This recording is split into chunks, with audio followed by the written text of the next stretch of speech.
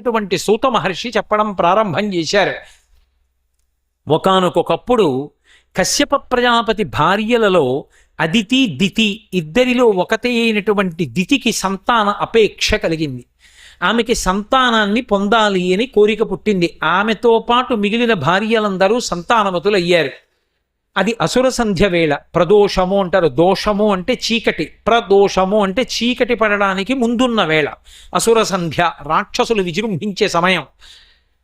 పగటి పూట పూర్తయిపోయి చీకటి పడడం ప్రారంభమవుతుంది, సంధ్యాకాలం. ఆ కాలంలో ఆమె తిన్నగా కశ్యప ప్రజాపతి ఉన్నటువంటి కుటీరం దగ్గరికి వెళ్ళింది. ఆమె కశ్యప ప్రజాపతి భార్య కదూ. కశ్యప ప్రజాపతి అప్పుడే అగ్ని కార్యాన్ని పూర్తి చేశాడు. పూర్తి చేసి ఇక సంధ్యావందనం చేసి అర్ఘ్యప్రదానం చెయ్యడానికి కాలం కోసం ఎదురు చూస్తూ బయటికొచ్చి కుటీరం ముందు కూర్చునున్నాడు. ఆమె తిన్నగా వచ్చింది. వచ్చి కశ్యప ప్రజాపతితో మాట్లాడడం మొదలుపెట్టింది. మేమందరం కూడా దక్ష ప్రజాపతి యొక్క బిడ్డలం. ఇందులో 10 మందిని కోరి కోరి నిన్ను భర్తగా స్వీకరించి వచ్చాం. నువ్వు నాతో పాటుగా నిన్ను పరిణయమాడినటువంటి ఇతర భార్యలందరికీ కూడా సంతానాన్ని అనుగ్రహించావు. నాకు కూడా నీ వలన సంతానాన్ని పొందాలని ఉంటుంది కదా. పైగా ఇవాళ ఎందుచేతనో నేను మన్మధుని యొక్క బాణముల తాకిడిని సహించలేకుండా ఉన్నాను. అందుకని పరుగు పరుగున నీ దగ్గరికి వచ్చాను. భర్తవి కనుక నువ్వు నన్ను ఆదరించి నా కోర్కె తీర్చి నన్ను ఉద్ధరించి నన్ను సంతానవతిని చెయ్యి. ఎందుచేత అంటే ఆమె ఒక అద్భుతమైనటువంటి ధర్మం చెప్పింది. ఒక్కొక్క మాట చదువుతుంటే ఆశ్చర్యంగా ఉంటుంది. ఆవిడంది, తన ధర్మ పత్ని వలన మునుకునితా పుత్రరూపమున విదయించను. దీపించిన దీపముచే దీపము 2 కాదే సికి ఒకటయ్యున్ అంది. ఎంత గొప్పగా అడిగింది. తన ధర్మ పత్ని వలన పురుషుడు ధర్మపత్నిని స్వీకరిస్తాడు. ఆమె కామపత్ని కాదు, కానీ కామము ధర్మబద్ధం చేస్తాడు. ఎలా అంటే ఆమె యందు తన తేజస్సు నిక్షేపిస్తాడు. తన తేజస్సు ఆమె యందు నిక్షేపించిన కారణం చేత ఒక ప్రమిదలో 2 ఒత్తులు వేసి ఒక ఒత్తి తీసి వెలిగించి ఆ వెలుగుతున్న ఒత్తితో రెండో ఒత్తి వెలిగించి ఈ ఒత్తి ప్రమిదలో పెట్టేశామనుకోండి, ఇప్పుడు ఒక దీపం ఇంకో దీపాన్ని వెలిగించింది. 2 ఒత్తులు కనపడుతున్నాయి, 2 దీపాలు కనపడుతున్నాయి. తత్వత 2 శిఖులు అంటే 2 జ్యోతులు ఒక్కటే. 2 జ్యోతులలో ఇందులో వేలు పెట్టినా చేయి కాలుతుంది కదా. 2 అగ్నిహోత్రమే కదా, 2 ప్రకాశవంతములే కదా. అలా పురుషుడు ఈ లోకంలో తన ధర్మపత్ని యందు కామమును పొంది కామాన్ని ధర్మంతో ముడివేసి తన తేజస్సు తన పత్ని యందు నిక్షేపిస్తాడు. నిక్షేపిస్తే భార్య అద్భుతమైనటువంటి కానుకనిస్తుంది. ఏమా కానుక అంటే ఆయన ప్రతిరూపాన్ని తాను అందిస్తుంది. కొడుకు తన ప్రతిరూపం. అందుకే తండ్రికి పుత్రగాత్ర పరిష్వంగం అంత సుఖహేతు. కొడుకుని పట్టుకున్న, కొడుకుని కౌగలించుకున్న, కొడుకు ఒడిలో తలపెట్టుకున్న పురుషుడు అంత విశ్రాంతి పొందుతట. అందుకే ప్రాణోత్క్రమణం కూడా ఆ కొడుకు చేతుల మీదుగా జరిగిపోవాలి అని కోరుకుంటాడు. అటువంటి పురుషుడి యొక్క ప్రతిరూపంగా కొడుకుగా భార్య ఇస్తుంది కదయా. నాకు కూడా కోరికే ఉంటుందిగా, నేను కూడా నీ పత్నినిగా అయినప్పుడు నీ ప్రతిరూపాన్ని కొడుకుగా నీకు అందించి నా రూపమే ఈ కొడుకు అని ఎత్తుకుని నువ్వు మురిసిపోతుంటే, నువ్వు నన్ను భార్యగా స్వీకరించినందుకు నీ ప్రతిరూపాన్ని నీకు అందించానని నేను మురిసిపోతాను కదూ. ఆ మురిపని నాకు దక్కద్దు. అందుకని నన్ను సంతానవతిగా అనుగ్రహించు. ఎంత ధార్మికంగా, ఎంత అందంగా మాట్లాడింది. ఆయన అన్నాడు, ఒక ఇల్లాలి రుణాన్ని పురుషుడు తీర్చుకోలేడు దితి అన్నాడు. అబ్బా, ఏమి భాగవతం అండి, ఎంత గృహస్థాశ్రమ ధర్మం మాట్లాడుతుంది. అసలు గృహిణి లేని పురుషుడు ఎక్కడున్నాడు దితి? ఆమె ఉంది కాబట్టి ఎడంభుజం మీద ఉత్తరీయం ఉంది. ఆమె ఉంది కాబట్టి పుణ్యం మూట కడుతున్నాడు. ఆమె ఉంది కాబట్టి యజ్ఞం, ఆమె ఉంది కాబట్టి యాగం, ఆమె ఉంది కాబట్టి పీటల మీద కూర్చోవడం. ఆమె లేనినాడు పీటల మీద కూర్చోవడం అన్న మాటే లేదు. ఇక లేదు కాబట్టి పుణ్యం చేసుకునే అవకాశమే లేదు. అసలు గృహిణి గృహముచ్యతే. ఇల్లంటే ఇటకలు కాదు, ఇల్లంటే భార్యయే. ఎంత అలిసిపోయి వెళ్ళండి, గబగబా పట్టుకొచ్చి ఏదో పదార్థం ఇచ్చి ఎంత అలిసిపోయారో కాసేపు మాట్లాడకండి అంటుంది అంత చనువుగా. ఆమె లేనినాడు పురుషుడికి ఉపశాంతి ఎక్కడుంది? శాంతి అన్న మాట భార్య వలననే. ఆమెయే ఇల్లు, ఆమెయే లక్ష్మి. ఆమె లేనినాడు పురుషుడికి శాంతి లేదు. ఇంటికి అతిథులు వస్తారు, పురుషుడి గౌరవం ఎవరి వల్ల నిలబడింది? ఏం బెంగబెట్టుకోకండి, కాస్తంత గడ్డి పచ్చడి చేసి పెట్టేస్తాను. ఒకప్పుడు డొక్కా సీతమ్మ గారు అలా పెట్టింది మహాతల్లి. గబగబా వెళ్ళి వంట చేసి పెడుతుంది. పిఠాపురం మహారాజా వారు దివాన్తో కలిసి వెళ్ళారు. దివాను గారు నాకు జ్వరంగా ఉందని పడుకున్నాడు. అందరూ అన్నం తిన్నారా అని లాంతరు పట్టుకొచ్చి అడిగింది మహాతల్లి రాత్రి 10ంటికి. ఇద్దరం ఉన్నామన్నాడు రాజుగారు. మీరెందుకు తినలేదు, రండి భోజనం చేసి పడుకుదురు కానీ అంది. నా స్నేహితుడికి జ్వరంగా ఉందన్నాడు. చెప్పలేదు నేను రాజు దివానని. రాత్రి 10ంటికి, ఆ రోజుల్లో కరెంట్ లేదు. ఆవిడ అయ్యయ్యో జ్వరంగా ఉందా రంటని రాజుగారిని కూర్చోపెట్టి చక్కగా వేడి ఒడియాలు పచ్చడి అన్నీ చేసి పెట్టింది. ఆయన కోసం మళ్ళీ బీరకాయ వేపుడు వేయించి నిమ్మకాయ పచ్చడి అవి వేసి అన్నం పెట్టి బయట పడుకోకండి చలికి జ్వరం పెరుగుతుందని ఇంట్లోకి తీసుకొచ్చి పడుకోబెట్టి తాను వేరే గదిలో పడుకుంది. పొద్దున్న లేచాక రాజుగారు చెప్పారు నేను పిఠాపురం మహారాజానని. ఆమె తెల్లబోయి తలుపు చాటుకి వెళ్ళి మాట్లాడింది. తర్వాత భార్య లేనినాడు అతిథి పూజ ఎక్కడి నుంచి జరుగుతుంది? ఎవరిని పిలుస్తావు ఇంటికి?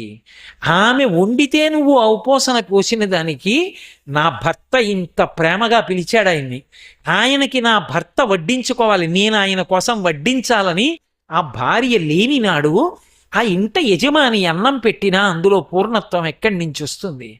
ఏది ఆవిడ లేని లోటు తెలిసిపోవట్లా? కాబట్టి గృహిణి ఇంత పుణ్యాన్ని కట్టబెడుతోందో దితి, అటువంటి ఇల్లాలి యొక్క రుణం పురుషుడు ఎలా తీర్చుకుంటాడో నాకు తరచుగా అనిపిస్తూ ఉంటుంది. అసలు పెళ్లి చేసుకోబోయే ముందు ఆ జంటల్ని తీసుకొచ్చి పెళ్లి కూతుళ్ళని పెళ్లి కొడుకుల్ని కూర్చోబెట్టి అసలు రామాయణంలోంచి భాగవతంలోంచి భార్యాభర్తలంటే ఎలా బ్రతకాలని పెద్దలు చెప్పారో కొన్ని ఘట్టాలు చెప్పాలనిపిస్తుంది. అప్పుడు వాళ్ళకి అసలు భార్యాభర్తలంటే ఇద్దరు ఎంత గౌరవంతో బతకాలో వాళ్ళకి అవగాహన ఏర్పడుతుంది అని నా ఉద్దేశ్యం. వాళ్ళు తెలియని వాళ్ళని కాదు, పెద్దలు చెప్పకపోతే పిల్లలకి ఎలా తెలుస్తుంది ఆ సంస్కార వైభవం? అప్పుడు వాళ్ళది కాదు తప్పు, వాళ్ళు దెబ్బలాడుకున్నా దానికి ఆ వైభవం వాళ్ళకి తెలియకపోయినా ఆ తప్పెవరిది అంటే పెద్దలదా తప్పు. వాళ్ళు చెప్పలేదు, వాళ్ళకి తెలియలేదు, చెప్పాలి. అసలు దాని మీద ఒక ప్రసంగం చెయ్యండి అని కొత్తగా పెళ్ళైన వాళ్ళో పెళ్ళి అవ్వవలసిన వాళ్ళనో కూర్చోపెట్టి ఓ ప్రసంగం చేయిస్తే నేనే అక్కర్లేదు, నాకన్నా పెద్దలు ఎందరో ఉన్నారు మహాత్ములు, అటువంటి వారి ప్రసంగాల వల్ల దాంపత్యాలు సిద్ధిస్తాయి. అంత అందంగా మాట్లాడాడు కశ్యప ప్రజాపతి. మాట్లాడి అన్నాడు, ఎంత ధార్మికమైన కోరిక కోరావు దితి, నా వలన సంతానవతిని కావాలని కోరుకుంటున్నావు, అది ధర్మపత్నిగా నీ హక్కు. కానీ తరుణి ఒక్క ముహూర్తం ముందు నేను కొన్ని పద్యాలు విడిచిపెట్టేస్తున్నాను, ఎందుకంటే కొన్ని ఘట్టాలైనా చెప్పాలన్న సంతోషం కొద్దీ. తరుణీ ఒక్క ముహూర్తముండు, ఇది సంధ్యాకాలము, ఈ కాలమందరయన్ భూతగణావృతుండకుచు కామారాతిలీలన్ వృషభైశ్వర యానంబున సంభవించుటది అభావ్యంబయ్యే, ఈ ఉగ్రవేళన్ రమీంపన్ నిషిద్ధ కర్మంబగు, ఎలా ధర్మమున్ వీడగన్. బా ఏమి ధర్మం చెప్పాడు. తరుణీ ఒక్క ముహూర్తముండు, తరుణి అని పిలిచాడు. ఆయన మనస్థితి కూడా తెలుస్తోంది, కానీ ఆయన ధర్మం అటువంటి.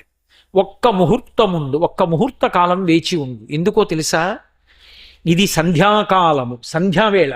ఈ కాలమందరయన్ భూతగణావృతుండగుచు కామారాతిలీలన్ వృషేశ్వర యానంబున సంభవించుటది అభావ్యంబయ్యే. ఈ ప్రదోష వేళలో పరమశివుడు వృషభవాహనారూఢుడై ఆయన ఎర్రటి నేత్రములతో ఇప్పుడు ఎవరైనా భోగం అనుభవిస్తున్నారా ధర్మం తప్పి అని అన్ని వైపులకి కళ్ళు పెట్టి చూస్తూ తన చుట్టూ ప్రమదగణాలు పరివేష్టించి ఉండగా ఆకాశ మార్గంలో వెడుతూ ఉంటాడు. ఇది ఉగ్రవేళ, రాక్షసులు పైకి లేచే సమయం, సంధ్యాకాలం. ఇప్పుడు రమించకూడదు భార్యాభర్తలు. ఒకవేళ అలా రమిస్తే మహోగ్రమైనటువంటి మనస్తత్వం ఉన్నవాళ్ళు, లోకకంటకులైనటువంటి వాళ్ళు, ధర్మరక్షకుడైన శ్రీ మహావిష్ణువుకి వ్యతిరేకులైనటువంటి వాళ్ళు కుమారులుగా జన్మిస్తారు. కాబట్టి వద్దు. దీని వలన వంశం పాడవుతుంది. ఈ ఉగ్రవేళన్ రమీంపన్ నిషిద్ధ కర్మంబగు, నిషిద్ధ కర్మ. దంపతులు ఏ కారణం చేత కర్మంబగు, నిషిద్ధ కర్మ. దంపతులు ఏ కారణం చేత కూడా ప్రదోష వేళలో సంగమించకూడదు. కాబట్టి ఎలా ధర్మమున్ వీడగన్, ఎందుక ధర్మం తప్పుతావు, కాబట్టి వద్దు, ఒక్క ముహూర్త కాలం తాళ్ళు అన్నాడు. ఆమె యొక్క పరిస్థితి అలా ఉంది, బుద్ధి కర్మానుసారిణి. ఆమె కొద్ది స్వాతంత్ర్యాన్ని పొంది కశ్యప ప్రజాపతి యొక్క బట్ట పట్టి లాగింది. లాగి నువ్వు నా కోరిక ఈ క్షణంలో తీర్చాలని ఆయన తన ధర్మాన్ని తాను నిర్వర్తించాడు. అంతవరకు చాలు. వెంటనే వచ్చి స్నానం చేసి శుచి అయి బ్రహ్మగాయత్రీ మంత్రాన్ని ఉపాసన చేసి ఆచమనం చేశాడు. చేసి సంధ్యావందనం చేసుకుని గాయత్రీ మంత్రం చేసి భార్య దగ్గరికి వెళ్ళాడు. నా గర్భం నిలబడిందా అని అడిగింది. నీ గర్భం నిలబడింది, కానీ పైన వెడుతున్నటువంటి పరమేశ్వరుడికి రాగద్వేషాలు లేవు. వృషద్విచిత్రతల్పయో భుజంగముక్తికస్రజో గరిష్టరత్నలుష్టయో సుహృద్విపక్షపక్షయో తృణారవింద చక్షుషో ప్రజామహీ మహేంద్రయో సమప్రవర్తయన్మన కదా సదాశివం భజే. పరమశివుని యొక్క ఇల్లాలైన సతీదేవి ఈ జన్మలో నీకు చెల్లెలుగా ఉంది కాబట్టి మరిదవుతాడనుకున్నావు. ఆవిడ అనుగ్రహించి ఒకరికి కూతురుగా పుడుతుంది కాబట్టి శివుడితో బంధుత్వం కలిసింది తప్ప మహాత్ములతో బంధుత్వాలు ఇలాంటి వాటి కోసం గుర్తుపెట్టుకోకూడదు. ఇది తప్పు చేశావు దితి. నా మరిది కదా, నన్నేం చేస్తాడు, వదినగారని వదిలిపెడతాడు అనుకున్నావు. ఉగ్రవేళ రమించావు కాబట్టి లోకకంటకులైన కుమారుడు పుట్టి తీరుతారు. నీ కొడుకులు చేసిన ఉద్ధతికి దేవతలందరూ ప్రార్థన చేస్తే లోకరక్షకుడైనటువంటి వాడు బయలుదేరి భయంకరమైన రీతిలో యుద్ధం చేసి సంహారం చేస్తాడు. వాళ్ళకి తల్లివి నువ్వన్న కీర్తి నీకు రావలసిందే. అప్పుడు ఏడిచింది కాళ్ళ మీద పడి. చీకటి పడితే భార్యాభర్తలకి భోగకాలం. అయ్యయ్యో, ముహూర్త కాలం తాళలేకపోయాను, ఎంత పొరపాటు జరిగిపోయింది. అయితే ఇక నాకు కీర్తి వచ్చే అవకాశం లేదా, నేను ఇలా బాధ అనుభవించవలసిందేనా అని అడిగింది. బెంగ పెట్టుకోకు. నీకు కలిగేటటువంటి కుమారులలో ఒక కుమారుడికి ఇంకొక కుమారుడు పుడతాడు, మనవడు పుడతాడు. వాడు రాక్షస వంశంలో పుట్టినవాడైనప్పటికీ గొప్ప విష్ణుభక్తుడై లోకమంతటి చేత ప్రస్తుతి చేయబడతాడు. ఆయన పేరు చెప్తే శ్రీ మహావిష్ణువు ప్రసన్నుడైపోతాడు. అటువంటి మనవడు నీ కడుపున పుడతాడు. ప్రహ్లాదుడు హిరణ్యకశిపుడికి పుట్టాలి. కాబట్టి కొడుకులు మాత్రం ఉగ్ర తేజస్సుతో ఉన్నటువంటి వాళ్లే పుడతారు, తప్పదు. ఇక్కడ కశ్యప ప్రజాపతి మాట ఉంది, ఇది నిజం కావాలి. మహాత్ముల మాటలు ఉత్తినే పోవడానికి వీలు లేదు.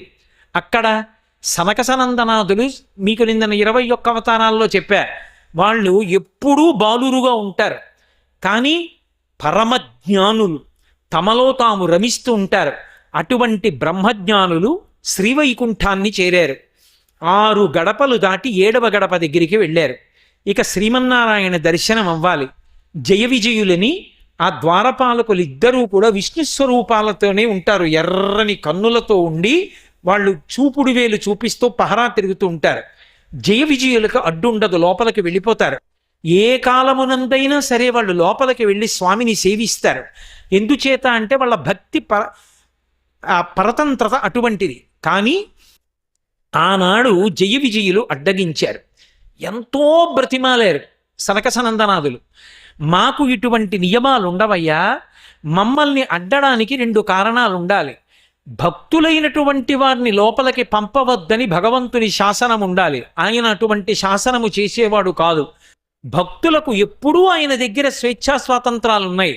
శత్రువులైన వారి విషయంలో పరాకుగా ఉండవలసినది అని చెప్పి ఉండవచ్చు. మేము శత్రువులం కాదు, లోకం అంతా తెలుసు. మరి ఏ కారణానికి మమ్మల్ని అడ్డగిస్తున్నారు? భగవంతుడికి భక్తుడికి మధ్య అడ్డు వచ్చారు కనుక రజోగుణ తమోగుణ భూయిష్టమైనటువంటి శరీరాలతో మనుష్యలోకానికి పోయి 3 జన్మలెత్తండి శపించారు. ఎప్పుడైతే సనకసనందనాదులు జయ విజయుల్ని తమ శాపవాక్కుల చేత బాధ పెట్టారో వారు పెద్ద హాహాకారాలు చేస్తూ వాళ్ళ కాళ్ళ మీద పడ్డారు. అయ్యా, మీరు శపించారు, నిజమే, మేము తప్పు చేశాం, మీ వంటి మహాపురుషుల్ని లోపలికి పంపకుండా ఉండకూడదు, కానీ మా వలన అపరాధం జరిగింది, మాకు ఒక్క వరం ఇవ్వండి. మేము రాక్షస శరీరాలతో భూమండలం మీదకి వెళ్ళినప్పటికీ కూడా వైరముతోనైనా సరే 3 జన్మలలోనూ భగవంతుని యొక్క నామాన్ని మాత్రం విడిచిపెట్టకూడదు. ఎప్పుడూ భగవన్నామం చెప్తుండాలి. అందుకే వాళ్ళు వైరంతో తలుచుకుంటూ ఉంటారు భగవన్నామాన్ని. కాబట్టి అటువంటి నామము చెప్పగలిగినటువంటి భక్తిని మాకు కటాక్షించండి తప్పకుండా. స్వస్తి. ఈలోగా లక్ష్మీ సహితుడైనటువంటి శ్రీమన్నారాయణుడు నీలమేఘఛాయతో చతుర్భుజుడై శంఖచక్రగదా పద్మాలతో పీతాంబరంతో పక్కన గరుడ వాహనం నడిచొస్తుంటే విలాసంగా ఒక చెయ్యి దాని మీద వేసి ఎర్ర తామర పువ్వునిలా తిప్పుతూ కాలికి పెట్టుకున్నటువంటి అందెలు మోగుతుండగా ఆయన చేతులు కదులుతుంటే చేతులకు ఉన్నటువంటి కంకణములు కణకణ ధ్వనులు చేస్తుండగా ఆయన తేజస్సు పక్కన ఆయనలోని ఒక అంశ రాశీభూతమైందా అన్నట్టుగా లక్ష్మీదేవి నడిచి వస్తుంటే లక్ష్మీనారాయణులిద్దరూ నడిచి బయటికి వచ్చారు. వెంటనే సనకసనందనాదులు నేల మీద పడి శ్రీమన్నారాయణుడికి నమస్కారం చేసి ఆ దంపతులిద్దరినీ స్తోత్రం చేశారు.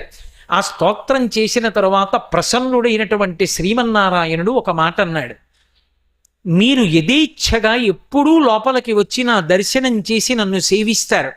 ఇవాళ మీరు అలా లోపలికి రాకుండా నా భృత్యులు మిమ్మల్ని అడ్డగించారు. అడ్డగించిన కారణం చేత ఒక మత్స ఏర్పడింది వైకుంఠానికి. శ్రీమన్నారాయణుని యొక్క భృత్యులిద్దరూ మహాభక్తులైన వాళ్ళని లోపలికి పంపలేదు అన్న విషయం ఒకటి ఏర్పడింది. దానికి మీరు శాపవాక్కునిచ్చారు. నేను చాలా సంతోషిస్తున్నాను. మహాభక్తులైన మీరు లోపలికి రావడంలో ఇంత ఇబ్బంది ఏర్పడినందుకు భృత్యులు చేసిన తప్పు యజమానిదే కనుక జయ విజయులు చేసిన తప్పు నాది.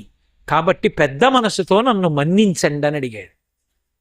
ఇది శ్రీమన్నారాయణ లక్షణం అని ఆయనే చెప్పుకున్నాడు.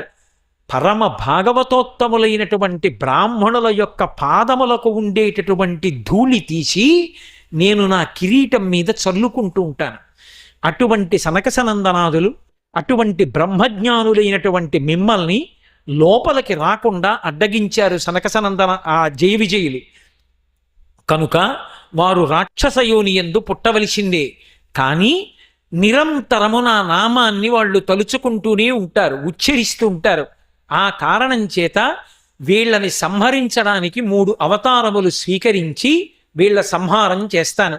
చేసి మళ్ళీ 3 సార్లు వీళ్ళు జన్మలెత్తిన పిదప ఇక జన్మ ఉండదు, తిన్నగా మళ్ళీ వచ్చి నా స్థానాన్ని చేరుతారు అని అనుగ్రహిస్తున్నానని ఆ జయ విజయుల్ని రాక్షసాంశలో వెళ్ళవలసిందిగా ఆజ్ఞాపించాడు. వాళ్ళు దితి కడుపులోకి వచ్చారు. ఎందుకని? ఉగ్రవేళ రమించింది కశ్యప ప్రజాపతి మాట కాదని. ఆ కారణం చేత దితి గర్భంలోంచి ఏకకాలంలో కవల పిల్లలు 2 పుట్టారు. కశ్యప ప్రజాపతి వచ్చాడు, నామకరణం చెయ్యాలి. నామకరణం ఎవరు చెయ్యాలి అంటే పుస్తకాలు చూసి తుస్సు పుస్సు అని పేర్లు వచ్చేవి పెట్టుకోవడం కాదు. ఇంటికి పెద్దవాడు చెయ్యాలి, గురువుగారు చెయ్యాలి. దశరథ మహారాజు గారు లేక కొడుకు పుడితే కులగురువైన వశిష్ఠుడితో చేయించాడు కాబట్టి రామనామం మనకి దక్కింది. దశరథుడు కూడా ఏ తుస్సో పుస్సో కస్సో ఏదో పిలవడానికి ఎవరికీ లేని ఓ కొత్త పేరు పెట్టుకున్నానని పెట్టేసి ఉంటే మన బతుకేమైపోయేది నామం లేక. కాబట్టి కశ్యప ప్రజాపతి నామకరణం చేయడానికి వచ్చాడు. ఒక పురాణం వింటున్నామంటే మన జీవితంలో దిద్దుకోవలసిన విషయాలు తెలుసుకోవాలి. కశ్యప ప్రజాపతి వచ్చి చూశాడు. వాళ్ళ స్వభావం అర్థమైంది. కశ్యప ప్రజాపతి తమ్ముడికి హిరణ్యాక్షుడు అని పేరెట్టాడు, పెద్దవాడికి హిరణ్యకశిపుడు అని పేరు పెట్టాడు. ఎవరు ముందు పుట్టారు?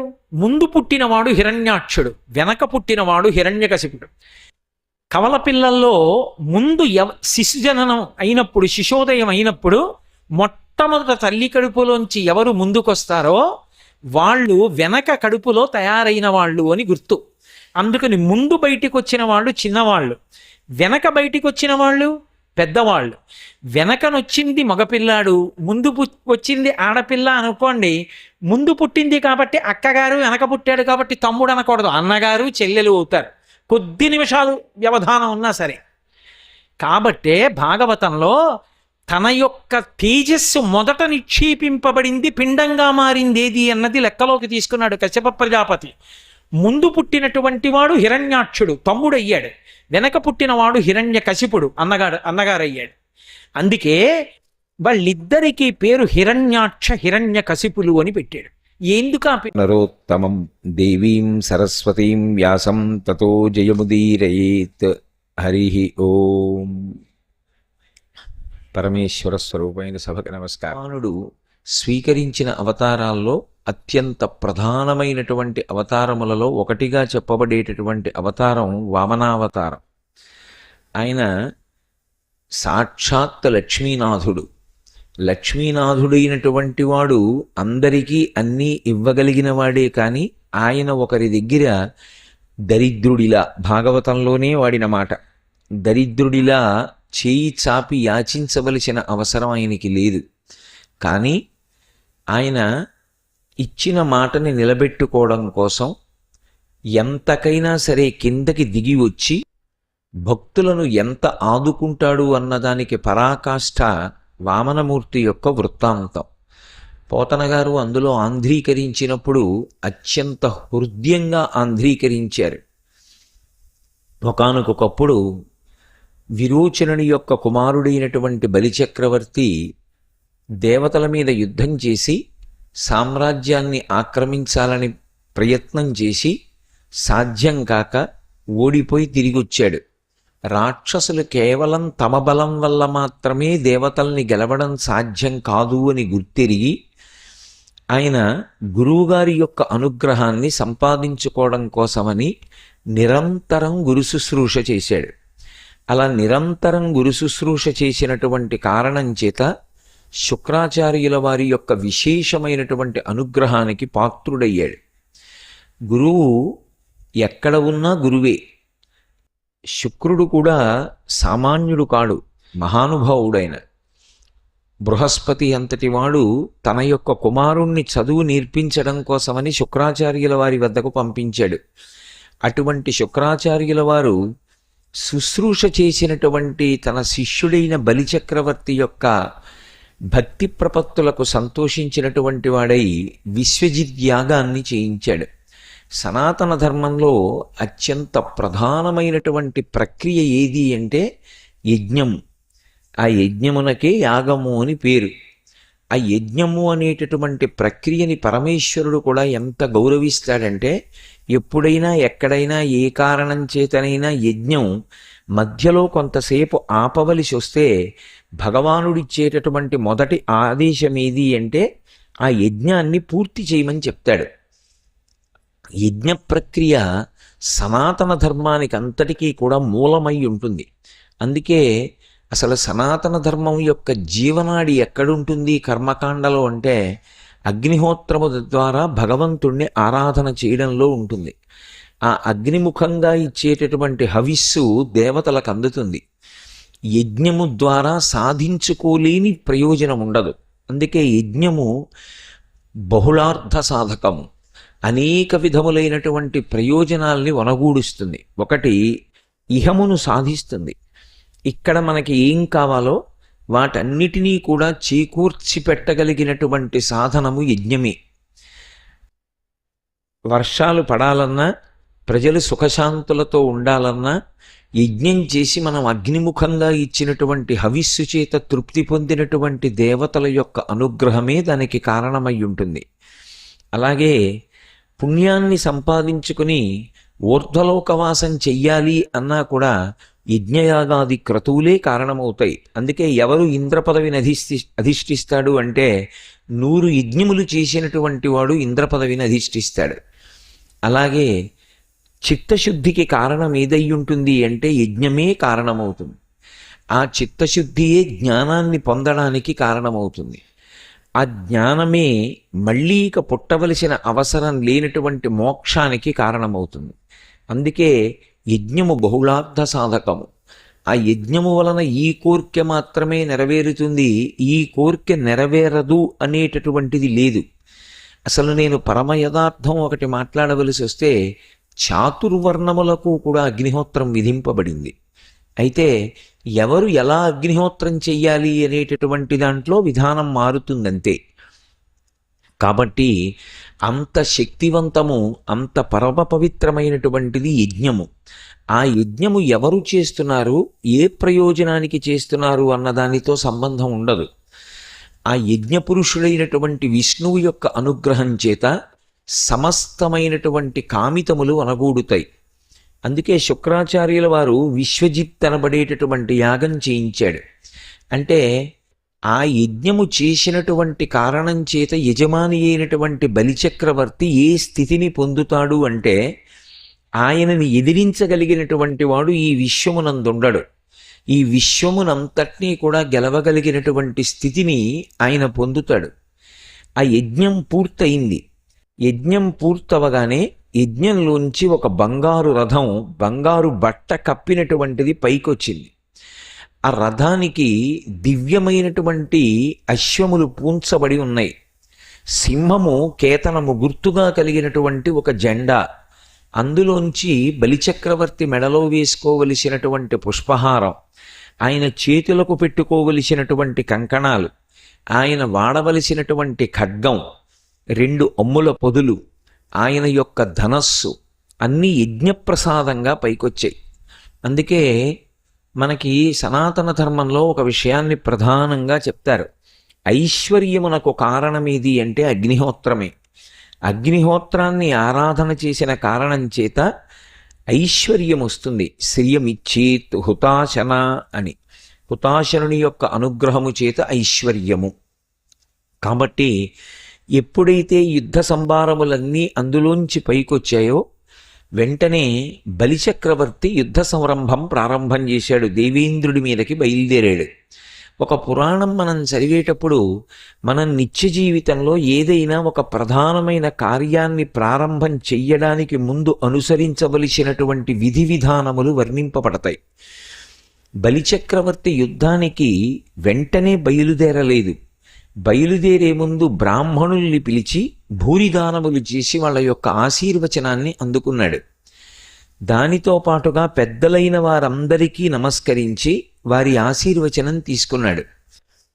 తన కులదైవం ఎవరున్నారో పరంపరాగతంగా పూజింపబడినటువంటి కులదైవాన్ని ఆరాధన చేశాడు.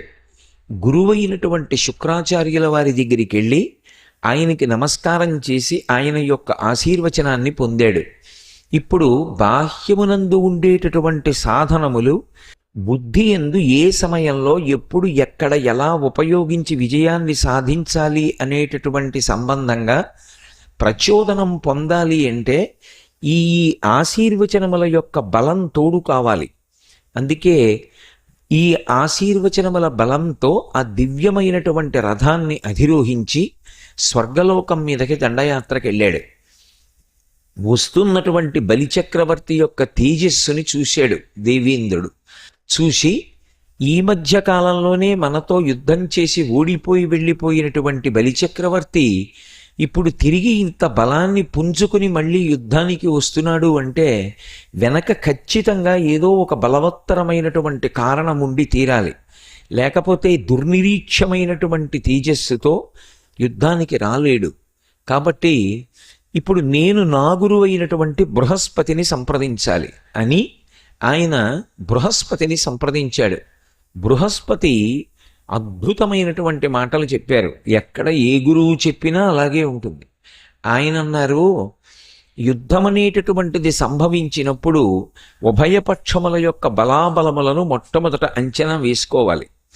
నేను గెలవగలను అనుకుంటే యుద్ధానికి వెళ్ళాలి. కాదు, సమానమైనటువంటి బలము నిష్కారణంగా జనక్షయం అవుతుంది అనుకుంటే సంధి చేసుకోవాలి. అసలు యుద్ధంలో మనం ఎదిరించలేము అని అనుకున్నప్పుడు శత్రువు పొరపాటు చేసే వరకు తాను కష్టానికి ఊర్చి దూరంగా తొలగిపోవాలి. ప్రస్తుతం కాలం బలిచక్రవర్తికి అనుకూలంగా ఉంది. కారణం, బలిచక్రవర్తి పట్ల గురువైనటువంటి శుక్రాచార్యుల వారు విశేషమైనటువంటి అనుగ్రహ శక్తితో ఉన్నాడు. అటువంటి గురువు విశ్వజిత్యాగం చేయించి ఉండగా, ఆయన యొక్క ఆశీర్వచనము తోడై ఉండగా బలిచక్రవర్తిని నిర్జించడం సాధ్యం కాదు, అథవా ఆయన్ని ఓడించడం కూడా కుదరదు. ఎప్పుడు బలిచక్రవర్తిని నువ్వు గెలవగలవు? ఏ బ్రాహ్మణుల యొక్క సహకారంతో, భృగువంశీయులైనటువంటి బ్రాహ్మణుల సహకారంతో ఇవాళ బలిచక్రవర్తి ఇటువంటి స్థాయికి ఎదగగలిగాడో, ఏ గురువుగారి యొక్క ఆశీర్వచనం బలిచక్రవర్తిని ఇంతటి సమున్నతమైనటువంటి స్థితికి చేర్చిందో వాళ్ళ పట్ల ధిక్కార ధోరణితో ప్రవర్తిస్తాడు. ఒకానొకప్పుడు గురువు చెప్పినటువంటి మాట ఔదలద